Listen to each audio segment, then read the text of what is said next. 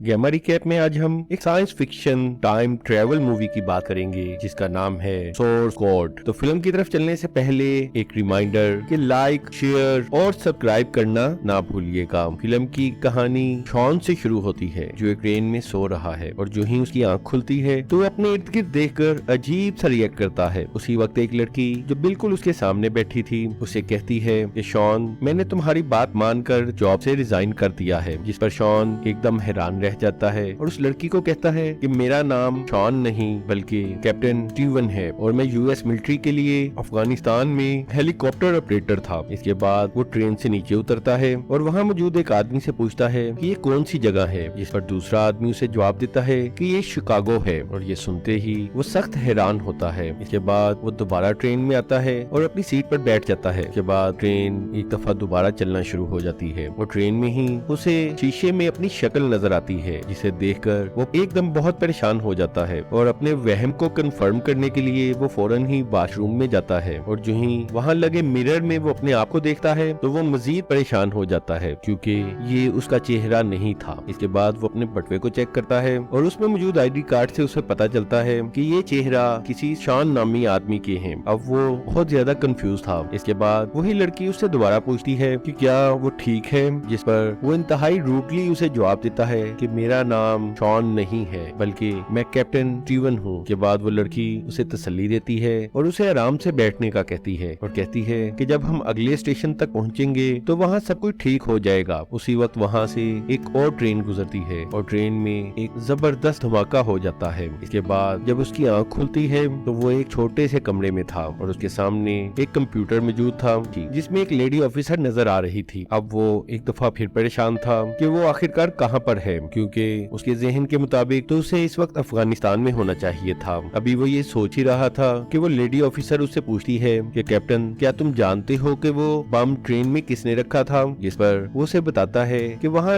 एक लड़की उसे शॉन समझ रही थी। जिस पर वो लेडी ऑफिसर उससे दोबारा पूछती है कि ट्रेन में बम किसने रखा था। ये सुनते ही वो लेडी ऑफिसर उसे कहती है कि तुम दोबारा वापस जाओ और याद रखना कि तुम्हारे पास सिर्फ 8 मिनट हैं और तुम्हें 8 मिनट में ही पता लगाना है कि वहाँ बम किसने रखा था। के बाद जब उसकी आंख खुलती है तो वो दोबारा उसी ट्रेन में था और उसके सामने वही लड़की दोबारा बैठी थी और ट्रेन में सब कुछ वैसे ही था जैसे उसने पहले देखा था। और यहाँ कैप्टन को कुछ समझ नहीं आ रहा था कि ये असल में हो क्या रहा है। वो लड़की एक दफा दोबारा उसे वही बात कहती है कि मैंने तुम्हारे कहने पर अपनी जॉब छोड़ दी है, लेकिन इस दफा कैप्टन अपने काम पर तवज्जो देता है और वहाँ मौजूद तमाम पैसेंजर्स को स्कैन करने की कोशिश करता है कि इनमें से बम कौन लगा सकता है। और वो देखता है कि ट्रेन में मौजूद हर आदमी अपने काम में मसरूफ था और इस भरी ट्रेन में ये जानना बहुत मुश्किल था कि वहाँ बम किसने रखा था। इसके बाद वो सख्त परेशान हो जाता है। इसके बाद दोबारा वही स्टेशन आता है जहाँ पहले ट्रेन रुकी थी और स्टेशन पर कैप्टन ट्रेन से बाहर आ जाता है, लेकिन बाहर आकर भी उसकी समझ में कुछ नहीं आ रहा था। इसलिए वो दोबारा ट्रेन में जाता है ताकि बम ढूंढ सके। और ट्रेन में आने के बाद उसे याद आता है कि पिछली दफा बम जहाँ वो खड़ा था उसके बिल्कुल पीछे फटा था और उसके पीछे एक वॉशरूम था। इसलिए वो वॉशरूम में बम तलाश करने की कोशिश करता है, लेकिन उसे वॉशरूम में कुछ भी नहीं मिला। लेकिन जब वो वॉशरूम में मौजूद छत की जाली खोलता है तो उसे वो बम वहाँ मिल जाता है। इसके बाद वो उस लेडी ऑफिसर से बात करने की कोशिश करता है, लेकिन उससे कोई भी राब्ता नहीं हो पाता। इसके फौरन बाद वो वॉशरूम से बाहर आता है और अपना कार्ड निकाल कर सबको दिखाता है और उन सबको इमरजेंसी हालात में तैयार रहने के लिए कहता है। लेकिन उसी वक्त 8 मिनट पूरे हो गए और उसी वक्त एक दफा दोबारा बम फट जाता है और बम के फटते साथ ही कैप्टन दोबारा उसी छोटे से कमरे में मौजूद होता है। वो लेडी ऑफिसर उससे एक दफा दोबारा पूछती है कि क्या उसे मालूम हुआ कि बम किसने लगाया था। ये सुनते ही कैप्टन इंतहाई कंफ्यूज हो गया और कंफ्यूजन के आलम में वो जोर जोर से चीखने लगा और कहने लगा कि उसे सिर्फ अपने डैड से बात करनी है। ये सुनते ही वो लेडी ऑफिसर अपने सीनियर से बात करती है और उन्हें कहती है कि हमें कैप्टन को कुछ न कुछ तो बताना ही पड़ेगा। इसके बाद वो लेडी ऑफिसर उसे बताती है कि सुबह एक पैसेंजर ट्रेन शिकागो जा रही थी जिसमें एक खतरनाक बम धमाका हुआ जिससे ट्रेन में मौजूद तमाम मुसाफिर मारे गए और उन्हें शक है कि जिस आदमी ने ये बम ब्लास्ट किया है वो एक और ब्लास्ट शिकागो में करना चाहता है और इस ब्लास्ट से बचने के लिए उन्हें उस आदमी तक पहुंचना बहुत जरूरी है। इस पर कैप्टन उससे पूछता है कि वो बार बार उस ट्रेन में कैसे जा पा रहा है और वो भी एक ऐसे आदमी के जिस्म में जो कि मर चुका है। जिस पर वो लेडी ऑफिसर उसे बताती है कि मरने के बाद इंसान का दिमाग 8 मिनट तक जिंदा रहता है, इसलिए हम उन 8 मिनट में उसके दिमाग को कंट्रोल कर सकते हैं और उसे एक दूसरी दुनिया में ले जा सकते हैं। यहाँ ये पता चलता है कि जो आदमी यानी शॉन मर चुका था, उसके दिमाग को कैप्टन की बॉडी में भेजा जाता था ताकि ये पता चलाया जा सके कि ये बम ब्लास्ट किसने किया था। और यही वजह थी कि कैप्टन बार बार टाइम ट्रेवल करके उस ट्रेन में चला जाता था। और कैप्टन वो पहला आदमी था जिसे इस खास प्रोग्राम के जरिए उस ट्रेन में भेजा गया था ताकि टाइम ट्रेवल की मदद से आगे आने वाले बम ब्लास्ट को रोका जा सके। इस दौरान कैप्टन अभी तक कंफ्यूज था, इसलिए वो बार बार कहता है कि मुझे सिर्फ अपने डैड से बात करनी है, जिस पर वो लेडी ऑफिसर उसे कहती है कि पहले तुम अपने मिशन पर ध्यान दो, उसके बाद ही तुम्हारी बात तुम्हारे बाप से करवाई जाएगी। इसके बाद कैप्टन को एक दफा दोबारा ट्रेन में भेज दिया जाता है और एक दफा दोबारा कैप्टन उसी रूप में सोया हुआ उठता है और उसके सामने वही लड़की मौजूद थी। और जब पहला स्टेशन आया तो कैप्टन उस लड़की को उस स्टेशन पर उतार देता है और वो खुद एक आदमी का पीछा करता है जिस पर उसे शक था, लेकिन उसका पीछा करते हुए उन दोनों में लड़ाई हो जाती है और वो दोनों पटरी पर गिर जाते हैं और उसी वक्त वहाँ से ट्रेन गुजरती है जिससे वो दोनों मर जाते हैं। इसके बाद एक दफा दोबारा कैप्टन स्टीवन की आंख उसी कमरे में खुलती है और वो सोचता है कि वो लड़की जिसे उसने ट्रेन से उतार दिया था यकीनन उसकी जान बच गई होगी और वो जिंदा है। इसलिए कैप्टन लेडी ऑफिसर को उस लड़की के बारे में बताता है कि उसने उसकी जान बचा ली है, जिस पर वो लेडी ऑफिसर उसे बताती है कि ऐसा मुमकिन नहीं है। अपनी बात को प्रूफ करने के लिए कैप्टन उसे उस लड़की का नाम बताता है, जिस पर लेडी ऑफिसर उसे बताती है कि आज सुबह ही ये लड़की मर चुकी है। इसके बाद वो ऑफिसर कैप्टन को इस प्रोग्राम के बारे में मजीद बताती है और बताती है कि ये असल में टाइम ट्रेवल नहीं है, इसलिए इसमें आप किसी को बचा नहीं सकते। इसके बाद कैप्टन एक दफा दोबारा अपने डैड से बात करना चाहता है, लेकिन लेडी ऑफिसर उसे बताती है कि अगर तुम्हारी मुलाकात तुम्हारे डैड से करा दी गई तो ये प्रोग्राम मजीद नहीं चल सकेगा। इसके बाद कैप्टन को दोबारा उसी ट्रेन में भेजा जाता है। ट्रेन में पहुंचने के बाद कैप्टन उसी लड़की से पूछता है कि क्या तुम्हारे पास इंटरनेट है, और जब वो लड़की उसे बताती है कि उसके पास इंटरनेट नहीं है तो कैप्टन उसे कहता है कि वो किसी की मदद से इंटरनेट पर उसके एक दोस्त को तलाश करे जिसका नाम कैप्टन स्टीवन है और वो अफगानिस्तान जंग में हेलीकॉप्टर पायलट था और काफी दिन से वो लापता है। जिस पर वो लड़की कैप्टन के बारे में जानने के लिए किसी इंटरनेट सोर्स की तलाश करती है, जबकि कैप्टन अपनी तलाश में लग जाता है। इसके बाद वो एक बूढ़ी औरत के पास जाता है और उसे उसका फोन मांगता है और वो उस आदमी को फोन करता है जिसने ये तमाम साइंस प्रोजेक्ट बनाया है और ऑपरेटर उसे थोड़ा इंतजार करने के लिए कहती है। उसी वक्त वो लड़की वापस आ जाती है और आकर वो कैप्टन को बताती है कि असल में कैप्टन मारा जा चुका है। ये सुनते ही कैप्टन एकदम शॉक की हालत में आ जाता है और अब कैप्टन ये सोच रहा था कि अगर मैं मर चुका हूँ तो मैं इस ट्रेन में कैसे हूँ और हर दफा ट्रेन के ब्लास्ट होने के बाद किस तरह मैं वापस उसी कमरे में पहुँच जाता हूँ। उसी वक्त दोबारा ट्रेन में बम ब्लास्ट हो जाता है और वो दोबारा उसी कमरे में मौजूद होता है। वहाँ पहुंचकर वो उस लेडी ऑफिसर से पूछता है कि क्या वो वाकई ही मर चुका है, जिस पर वो लेडी ऑफिसर उसे कहती है कि अभी ये सवाल गैर जरूरी है और असल जरूरी चीज इस वक्त मिशन को मुकम्मल करना है, क्योंकि अगर ये मिशन मुकम्मल ना किया गया तो शिकागो में लाखों लोग मारे जा सकते हैं। लेकिन कैप्टन दोबारा उससे पूछता है कि उसे बताया जाए कि क्या वो जिंदा है या मर चुका है, जिस पर वो लेडी ऑफिसर उसे बताती है कि तुम्हारे दिमाग का सिर्फ कुछ हिस्सा ही अभी जिंदा है। जिस पर कैप्टन उसे कहता है कि वो मुकम्मल तौर पर जिंदा है और वो अपने जिस्म को मुकम्मल मूव कर सकता है। जिस पर वो लेडी ऑफिसर उसे बताती है कि ऐसा वो सिर्फ अपनी सोच में कर रहा है। इसी वक्त कैप्टन के जहन में ये सोच आती है कि अगर ये सिर्फ उसकी सोच है तो वो ये सब कुछ देख कैसे रहा है और मैं इनसे बात कैसे कर रहा हूँ। असल में ये सब कुछ एक सॉफ्टवेयर के जरिए हो रहा था और वो लेडी ऑफिसर अपना मैसेज रिकॉर्ड करके उस सॉफ्टवेयर के जरिए उसके दिमाग तक पहुँच जाती थी और कैप्टन को ऐसा लगता था कि जैसे ये सब कुछ हकीकत है। और इस सॉफ्टवेयर का नाम था सोर्स कोड और इस सॉफ्टवेयर की खास बात ये थी कि इसमें मर जाने वाले लोगों के जहन तक रसाई हासिल करने के लिए उनकी तमाम सोच को एक खास कोड में चेंज कर दिया जाए और इसी कोड से उनसे बात की जा सकती थी। उसी वक्त कैप्टन की तमाम बॉडी नजर आती है जो कि वहीं पर मौजूद थी, लेकिन वो कोमा में थी और ये तमाम बातचीत उस खास सॉफ्टवेयर की मदद से कैप्टन के माइंड से की जा रही थी। इसके बाद कैप्टन उस सॉफ्टवेयर के डेवलपर को कहता है कि मैंने उस ट्रेन से आपको कॉल की थी, जिस पर वो कैप्टन को बताता है कि ये एक इंतहाई बेकार कोशिश है क्योंकि वो ना किसी को बचा सकता था और ना ही वहाँ पर मौजूद आदमियों के अलावा बाहर किसी से बात कर सकता था। ये सुनते ही कैप्टन उसे कहता है कि तुम ये सब जो कर रहे हो यकीनन इलीगल है, जिस पर वो साइंसदान उसे बताता है कि ये सब कुछ लीगल है और ये ऑपरेशन आर्मी के तहत हो रहा है। इसके बाद वो कैप्टन को कहता है कि एक फौजी के लिए ये फख्र की बात है कि अगर वो मरते हुए भी अपने मुल्क के लिए कुछ कर जाए। जिस पर कैप्टन उस साइंसदान से पूछता है कि क्या कभी वो जंग पर गया है, जिस पर साइंसदान उसकी बात का जवाब देने की बजाय उसे कहता है कि अगर वो ये मिशन मुकम्मल करे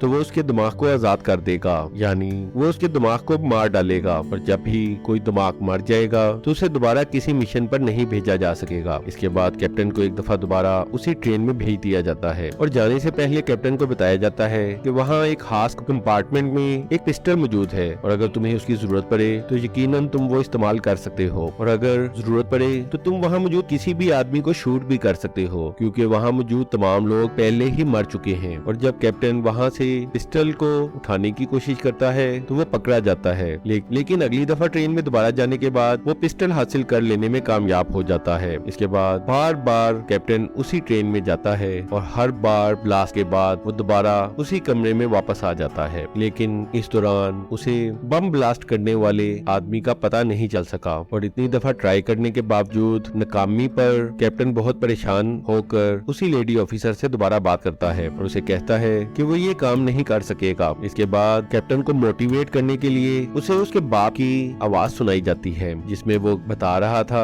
कि उसका बेटा बहुत ही बहादुर है। और अपने बाप की आवाज सुनने के बाद कैप्टन की हिम्मत एक दफा दोबारा भर जाती है। इसके बाद कैप्टन एक दफा दोबारा ट्रेन में जाने के लिए तैयार हो जाता है और ट्रेन में पहुंचने के बाद इस दफा वो सबसे पहले पिस्टल हासिल करता है। इसके बाद वो बम की अच्छी तरह इंस्पेक्शन करता है तो वो देखता है कि बम के साथ एक फोन कनेक्ट है। वो उस फोन को हासिल कर लेता है। असल में ये फोन बम के साथ इसलिए कनेक्ट किया गया था कि कॉल आते साथ ही ये बम ब्लास्ट हो जाए। और वो फोन हासिल करने के बाद वो फोन की कॉल हिस्ट्री में जाता है और सबसे आखिरी नंबर पर कॉल करता है और कॉल करने के बाद वो दूसरे आदमी को कहता है कि मैं तुम्हें यकीनन ढूंढ लूंगा। इसके बाद वो दोबारा ट्रेन में वापस आता है और वहाँ मौजूद तमाम लोगों को पीछे मुड़ने के लिए कहता है। उसी वक्त वहाँ मौजूद एक आदमी फोन पर बात कर रहा था तो कैप्टन को लगा कि शायद यही वो आदमी है, जिस पर कैप्टन उसे गन पॉइंट पर अरेस्ट करने की कोशिश करता है, लेकिन वो आदमी उसे बताता है कि वो एक सॉफ्टवेयर इंजीनियर है और वो फोन पर अपनी बीवी से बात कर रहा था। फिर कैप्टन कंफर्मेशन करने के लिए दोबारा उसी नंबर पर कॉल करता है,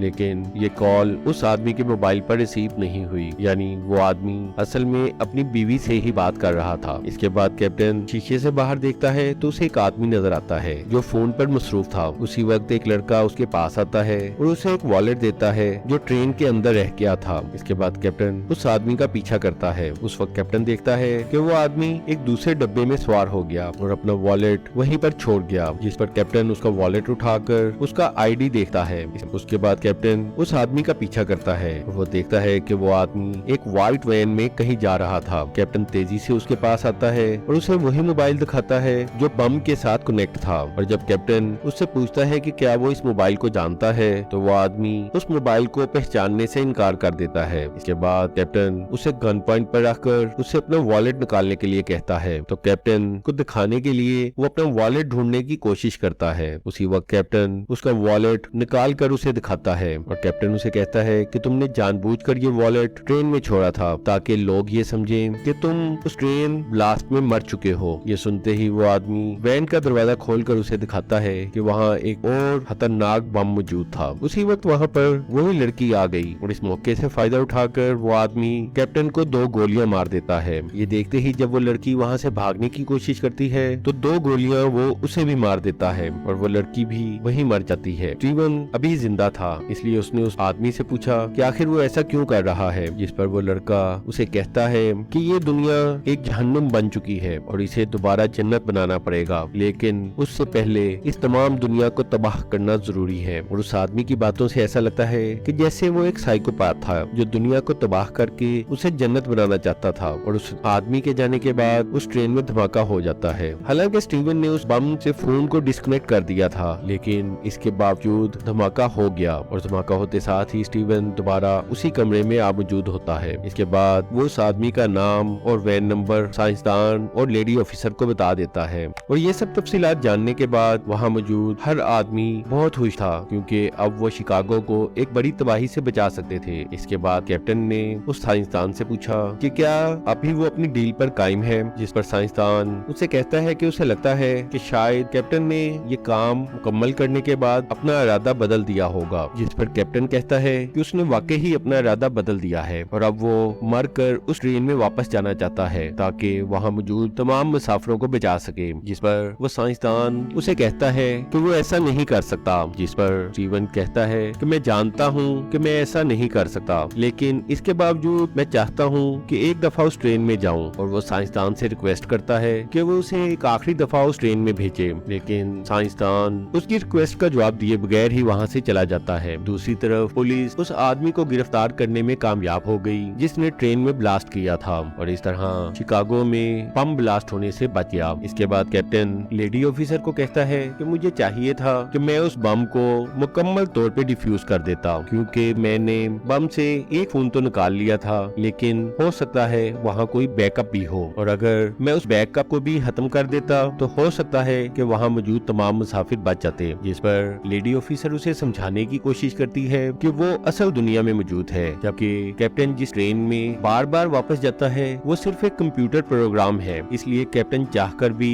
वहाँ मौजूद किसी मुसाफिर को बचा नहीं सका। लेकिन कैप्टन लेडी ऑफिसर से रिक्वेस्ट करता है कि उसे एक आखिरी दफा 8 मिनट के लिए उस ट्रेन में वापस भेज दिया जाए, चाहे इसके बाद मेरे माइंड को हमेशा के लिए आजाद कर देना। हालांकि लेडी ऑफिसर को इस बात की परमिशन नहीं थी, लेकिन वो इसे कैप्टन की आखिरी ख्वाहिश समझते हुए उसे एक दफा दोबारा ट्रेन में भेज देती है। और इसके साथ ही वो कैप्टन को ये भी बताती है कि जैसे ही तुम्हारे 8 मिनट मुकम्मल होंगे वो उसके माइंड को भी डेड कर देगी, यानी कैप्टन मुकम्मल तौर पे मर जाएगा। असल में वहाँ मौजूद दूसरे साइंसदान कैप्टन को बार बार इस्तेमाल करना चाहते थे, लेकिन उस लेडी ऑफिसर के दिल में कैप्टन के लिए कुछ रहम आ गया, इसलिए वो चाहती थी कि कैप्टन आराम से अपने अगले सफर पर जा सके और बार बार इस अजियत में ना पड़े। और आखिरकार स्टीवन एक दफा दोबारा उस ट्रेन में पहुंच जाता है और ट्रेन में पहुंचते ही वो उस बम तक पहुंचता है और वहाँ मोबाइल के अलावा एक दूसरा बैकअप प्लान भी था, यानी वहाँ एक और मोबाइल भी मौजूद था। और इस दफा स्टीवन दोनों ही मोबाइल बम से डिस्कनेक्ट कर देता है। इसके बाद वो वहाँ मौजूद एक पुलिस ऑफिसर से